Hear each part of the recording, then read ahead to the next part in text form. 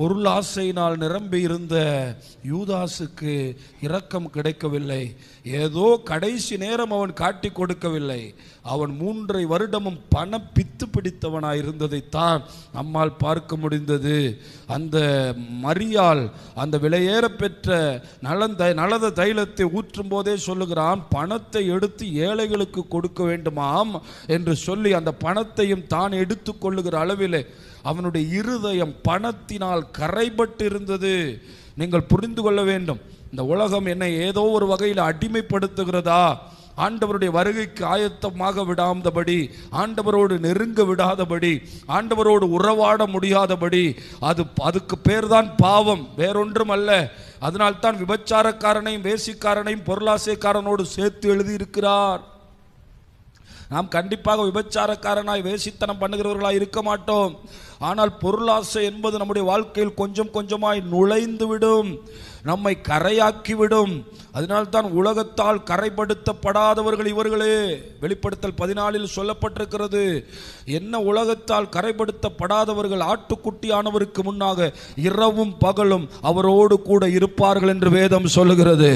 இந்த உலகத்தை ஒருவன் தேவனை விட நேசிக்கிறவனாய் இருப்பானானால் அவன் ஆட்டுக்குட்டியானவருக்கு முன்னாக போவதற்கு தகுதி இழந்து விடுவான். ஏனென்றால் ஆண்டவர் முதலாவது இந்த உலகத்திற்கு வந்ததே உலகத்தால் நம்மை கரைப்படுத்தப்படாதபடி காத்து கொள்ளத்தான். சன்னியாசிகளாக மாறிவிடுகிறார்கள், எல்லாவற்றையும் இழந்து விடுகிறார்கள், தாடியும் வளர்த்து விடுகிறார்கள். ஆனால் உலகத்தில் இருந்தவர்களுக்கு விடுதலை இல்லை என்பதை நான் பார்த்தவரை கற்றுக்கொண்டிருக்கிறேன். பணத்தில் இருந்தவர்களுக்கு விடுதலை இல்லை, பொருளாசையில் இருந்தவர்களுக்கு விடுதலை இல்லை. நாம் இந்த உலகம் நம்மை கரைப்படுத்தாதபடிக்கு நம்மை காத்து கொள்ள வேண்டும். அவன் ஏதேன் தோட்டத்தில் ஏமாற்றி மனுக்குலத்தை கரையாக்கினான். இயேசு தம்முடைய இரத்தத்தை சிந்தி மீண்டும் மனுக்குலத்தை பரிசுத்தப்படுத்தி இருக்கிறார். அதுதான் மிக மிக முக்கியம். ஒரு மனிதன் ஒரு கிராமத்திற்கு வந்தானாம். வந்து அவன் சொன்னானாம், நான் இந்த கிராமத்தில் இருக்கிற குரங்கை எல்லாம் வாங்கி கொள்கிறேன், ஒரு குரங்கு 100 ரூபாய் என்று சொன்னானாம்.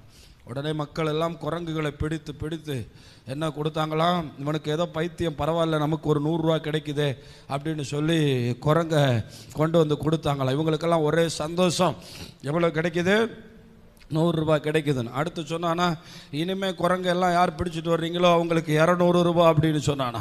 உடனே ஏரியாவில் இருக்கிற எல்லா குரங்கையும் பிடிச்சிட்டு வந்து சந்தோஷமாக 200 ரூபாய் வாங்கிட்டு போயிட்டாங்களா.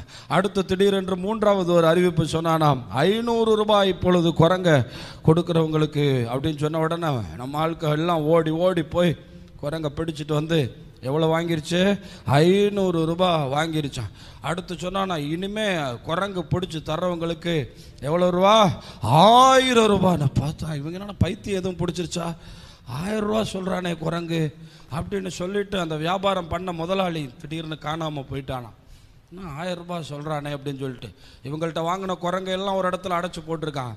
இப்போ அந்த முதலாளியினுடைய வேலைக்காரன் சொல்கிறான், நான் உங்களுக்கு குரங்கை 700 ரூபாய்க்கு தர்றேன்னு. உடனே எல்லாருக்கும் ஒரே சந்தோஷம். 700 ரூபாய்க்கு வாங்கி எவ்வளோக்கு விற்றுடலாம், 1000 ரூபாய்க்கு விற்றுடலாம். கிராமமே வந்து கூட்டத்தில் நிற்குது 700 ரூபாய்க்கு குரங்கு வாங்குறதுக்கு.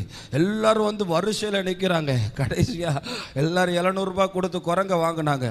எல்லார்ட்டையும் 200 ரூபாய்க்கு 100 ரூபாய்க்கு 500 ரூபாய்க்கு வாங்கின குரங்கை ஃபுல்லாக 700 ரூபாய்க்கு விற்றுட்டு இடத்த காலி பண்ணி போயிட்டான். இதுதான் சாத்தானுடைய வேலை. 1000 ரூபா கிடைக்குமேனு 700 ரூபாய்க்கு குரங்கு வாங்கினோன்னா வீட்டில் குரங்கை கட்டி போட்டு வீட்டில் வச்சிருக்கிறான். இன்னைக்கு இப்படித்தான் மனிதர்கள் மாட்டிக்கொண்டு போகிறார்கள். கொஞ்சம் கொஞ்சமாய் நம்மை அடிமைப்படுத்துவான். 100லிருந்து 200, 200லிருந்து 500, கொஞ்சம் கொஞ்சமாய் நம்மை அடிமைப்படுத்தி நம்முடைய ஆத்துமாவை திருடிவிட்டு போய்விடுவான். நீங்கள் எச்சரிக்கையாக இருக்க வேண்டும். ஒரு நாள் உங்களை தேவனை விட்டு பிரிக்கிற காரியம் நடந்து விட்டதென்றால் அடுத்த நாள் தேவனோடு நீங்கள் இணைந்து விட வேண்டும்.